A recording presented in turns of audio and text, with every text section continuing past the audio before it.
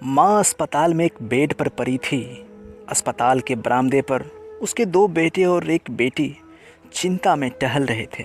भाई बहन को अपनी माँ के लिए सेहत की चिंता तो थी, लेकिन उससे भी ज़्यादा चिंता इस बात की थी कि अब माँ को अपने साथ कौन रखेगा। जब तक माँ स्वस्थ थी वह इन तीनों से अलग अपने पुराने घर में रहती थी, लेकिन अब ऐसा करना खतरे से खाली नहीं होता और ऐसा करने से समाज में तीनों बेटे बेटियों का नाम भी खराब होता। लोग कहते कि देखो कैसी औलादें हैं, बीमार माता को अकेला रहने के लिए छोड़ दिया। 1 घंटे से बिना कोई बातचीत किए हुए वह तीनों अपने अपने विचारों में खोए हुए थे। फिर बहन ने चुप्पी तोड़ते हुए अपने भाई की तरफ देखते हुए कहा, भैया आप बड़े हैं, इसीलिए आपका कर्तव्य है कि माँ को ज़रूरत के समय आप रखें और उनकी देखभाल करें। छोटी बहन की बात सुनकर बड़े भाई ने पहले अपनी पत्नी की ओर देखा और बोला, मैं इस तरह से बिल्कुल इनकार नहीं करता कि बड़े होने के नाते मेरा माँ की देखभाल करने का कर्तव्य है, लेकिन तुम तो जानती ही हो कि मैं और तुम्हारी भाभी दोनों ही जॉब करते हैं। ऐसी हालत में माँ के साथ किसी न किसी को हर वक्त उनकी देखभाल करने के लिए उनके साथ रहना पड़ेगा, जो हमारे लिए बहुत मुश्किल हो जाएगा। बहन तुम तो पूरा दिन घर पे ही रहती हो, तुम माँ को अपने साथ क्यों नहीं रखती? पैसों की चिंता मत करना, जो भी खर्चा आएगा मैं दे दूँगा। सुशील भैया आप तो जानते ही हैं कि मैं माँ से कितना प्यार करती हूँ, लेकिन आप यह भी जानते हैं कि मेरे ससुराल वाले कैसे हैं। ये मैं बिल्कुल बर्दाश्त नहीं कर पाऊँगी कि कोई मेरी माँ को और मेरे भाइयों को भला बुरा कहे।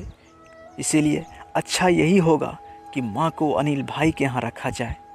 बड़े भाई सुशील ने भी छोटे भाई अनिल के यहाँ माँ को रखने के लिए सहमति जताई। आप ये कैसी बातें कर रहे हो? क्या आपने नहीं देखा है कि माँ कभी भी मेरे घर 2 दिन से ज़्यादा रही ही नहीं है? उसका मेरे यहाँ मन नहीं लगता है, फिर कैसे वो इतने दिन मेरे घर रह पाएगी? छोटे भाई ने अपनी असहमति जताते हुए कहा। इससे पहले कि इस चर्चा का कोई नतीजा निकल पाता, एक नर्स वहां दौड़ते हुए आई और कहने लगी, क्या आप ही वार्ड नंबर 4 में भर्ती मरीज के रिश्तेदार हैं? आपको डॉक्टर साहब अंदर बुला रहे हैं। सभी घबरा गए और दौड़ते हुए डॉक्टर के पास पहुंचे।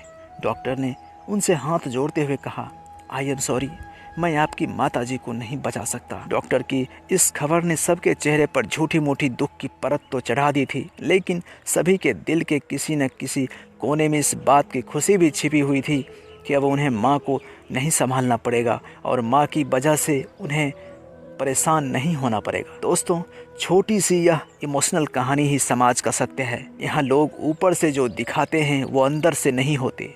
जो माँ बाप अपनी 4-4 बच्चों को बिना किसी शिकायत के बड़ी आसानी से संभाल पाते हैं, आगे चलकर ज़रूरत पड़ने पर यही 4 बच्चे मिलकर भी उन्हें नहीं संभाल पाते या नहीं संभालना चाहते। बच्चों को यह बात नहीं भूलनी चाहिए, जैसा वह बोएंगे वैसा ही तो काटेंगे। अगर आज वो अपने माँ बाप के साथ बुरा बर्ताव करते हैं तो उन्हें यह याद रखना चाहिए कि उनके बच्चे भी बड़े होंगे और वह बूढ़े होंगे। जो उन्होंने अपने माँ बाप के साथ किया है, उनके बच्चे भी उनके साथ वही करेंगे। दोस्तों, अपने दिल से छल कपट निकाल दीजिए और सच्चे मन से अपने माता पिता की, अपने बुज़ुर्गों की सेवा कीजिए। आशा करता हूँ ये कहानी आपको ज़रूर पसंद आया होगा, तो प्लीज़ वीडियो को लाइक करके चैनल को सब्सक्राइब ज़रूर कर लीजिएगा।